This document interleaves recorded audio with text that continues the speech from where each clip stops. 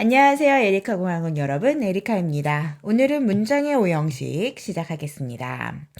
문장은 5가지 형식으로 나눠져서 그래서 오형식이라고 불러지는데요. 왜 문장을 5가지로 어떠한 기준으로 나누냐?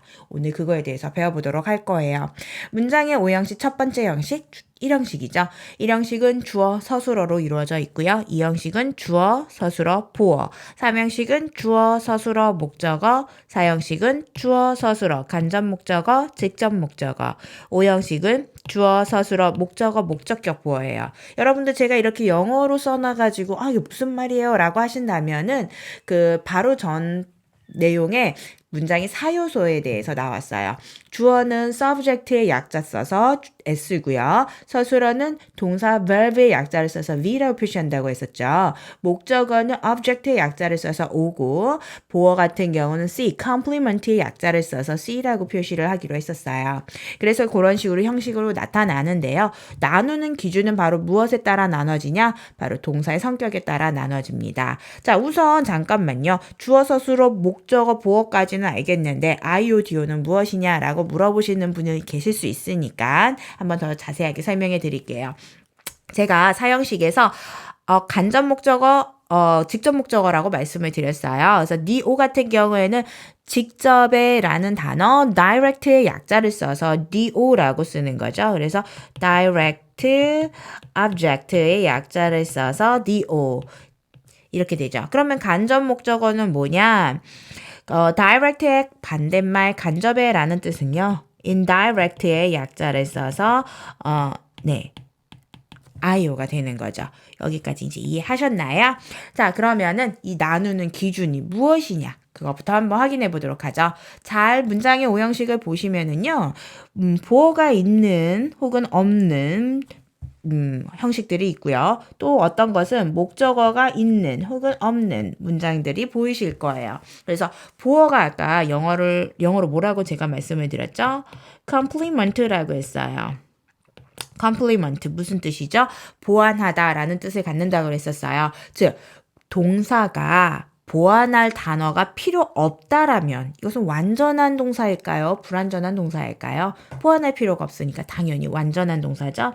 그래서 보어가 없는 동사는 완전 동사라고 하고요. 반대로 보어가 필요한 동사는 불완전 동사가 되는 거죠.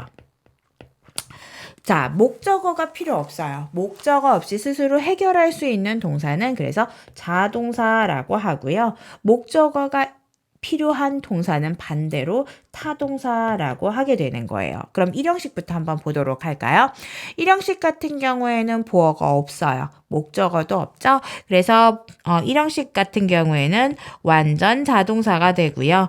2형식 같은 경우에는 보어는 있지만 목적어가 없어요. 2형식의 동사 같은 경우에는 불완전 자동사가 되죠.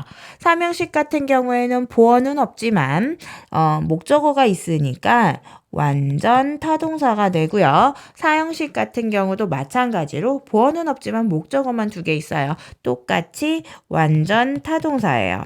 그래서 중등 과정에서 보면은요.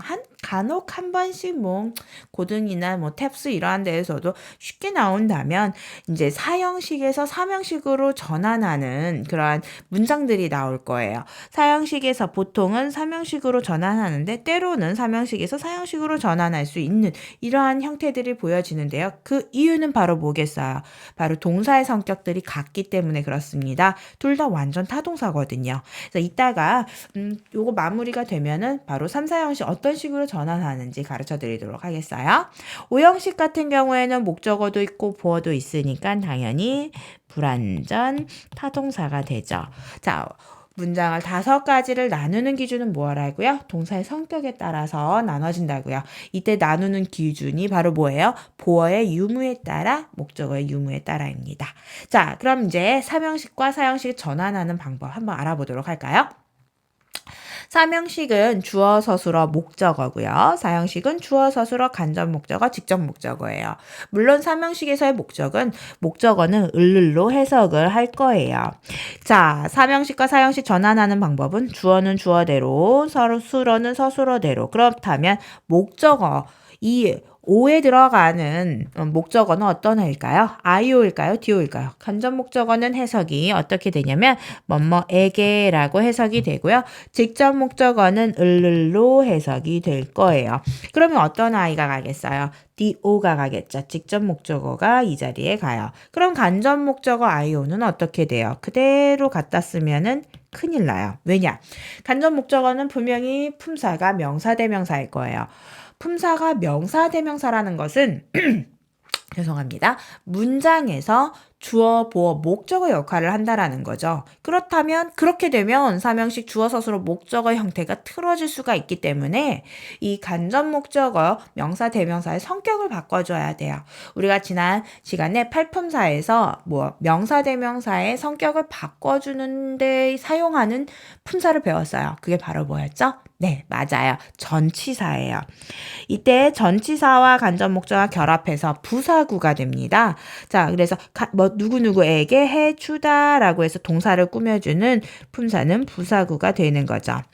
그러나 다행히게도 이 전치사가 그 많은 전치사 중에서 딱 3가지만 기억하시면 되는데 그게 바로 뭐냐? to, for, of가 되죠. 자, 그 to, for, of 어떠한 기준으로 나눠지는지 한번 그 예시 단어를 보면서 확인해 보도록 할까요?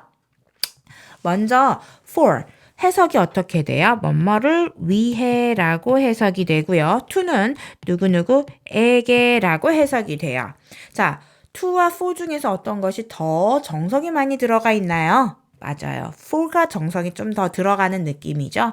그래서 for 같은 경우는 없었던 거 해주는 동사들이 바로 for를 써요. 예를 들어 make 없었던 거 만들어주죠. buy 없었던 거 사서 줘요. cook 없었던 거 요리해주고 do 없었던 거 해서 줘요. get 없었던 거 얻어다 주고요. find 없었던 거 찾아다 주죠. 그럼 반대로 to 같은 경우에는 어떻게 되겠어요? 있었던 거 해주는 동사가 바로 to가 되겠죠? 있었던 거 주죠. give 있었던 거 보내줘요. send 있었던 거 보여줘요. show tell 아는 거 말해줘요. teach 아는 거 가르쳐줘요. 이러한 동사들이 바로 전치사 to를 씁니다. 그렇다면 오브는 무엇이냐면 혹시 이 예문 들어보신 적 있나요? 나는 이 문제에 대해서 생각해 봅니다. 자, 나는 생각합니다. I think. 뭐뭐에 대하여 하면 여러분들 바로 퍼뜩 떠오르는 전치사 about이 있는데요. 근데 think는 about 물론 쓸 수 있어요. 하지만 of도 쓴다라는 거죠. I think of this issue. 이때 of가 자, 어떻게 해석이 되죠? 나는 생각해요. 이 문제에 대하여, 뭐뭐에 대하여 라고도 해석할 수 있다라는 거죠. 그래서 of 같은 경우는 뭐뭐에 대하여 물어보다, 뭐뭐에 대하여 간청하다, 뭐뭐에 대하여 요구하다 라는 그런 동사 다음에 쓸 수 있다라는 거예요. 여기까지 이해가셨나요?